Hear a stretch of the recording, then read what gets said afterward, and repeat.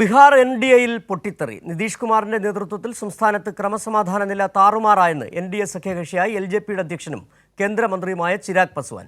സംസ്ഥാനത്ത് കുറ്റകൃത്യങ്ങൾ തടയാൻ കഴിയാത്ത സർക്കാരിന് പിന്തുണ അറിയിക്കുന്നതിൽ ദുഃഖമുണ്ടെന്നും ചിരാഗ് പസ്വാൻ തുറന്നടിച്ചു. ബിഹാർ തെരഞ്ഞെടുപ്പ് നടക്കാനിരിക്കെയുള്ള പ്രസ്താവന തിരിച്ചടിയായേക്കുമെന്ന വിലയിരുത്തലാണ് എൻ.ഡി.എ നേതൃത്വം. ബീഹാർ നിയമസഭാ തെരഞ്ഞെടുപ്പ് നടക്കാനിരിക്കെ എൻ.ഡി.എ സഖ്യകക്ഷികൾക്കിടയിൽ രാഷ്ട്രീയ പോര് രൂക്ഷമാണ്.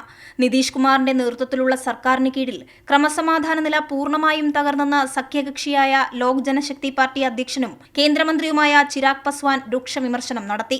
കൊലപാതകം, ബലാത്സംഗം, കൂട്ടബലാത്സംഗം തുടങ്ങിയ കുറ്റകൃത്യങ്ങളുടെ പരമ്പരയ്ക്ക് മുന്നിൽ സർക്കാർ മുട്ടുമടക്കിയെന്നും ഇങ്ങനെയൊരു സർക്കാരിനെ പിന്തുണയ്ക്കുന്നതിൽ തനിക്ക് ദുഃഖമുണ്ടെന്നും ചിരാഗ് പസ്വാൻ പറഞ്ഞു. സർക്കാരിന് ഇതിൽ പങ്കുണ്ടെന്നും ഇത്തരം സംഭവങ്ങൾ മറച്ചുവെക്കാനുള്ള ശ്രമങ്ങളാണ് സംസ്ഥാന സർക്കാർ നടത്തുന്നതെന്നും പസ്വാൻ കൂട്ടിച്ചേർത്തു. और या फिर पूरी तरीके से प्रशासन निकम्मा हो चुका है और अब इनके बस का नहीं है बिहार और बिहारियों को सुरक्षित रखना।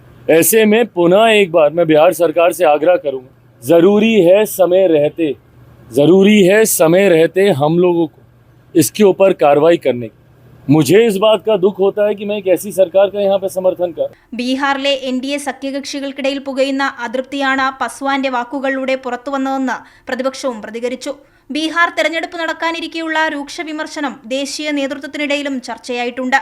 അതേസമയം പസ്വാന്റെ വിമർശനങ്ങളിൽ നിതീഷ് കുമാർ മൗനം തുടരുകയാണ്. കൈരളി ന്യൂസ്, ദില്ലി.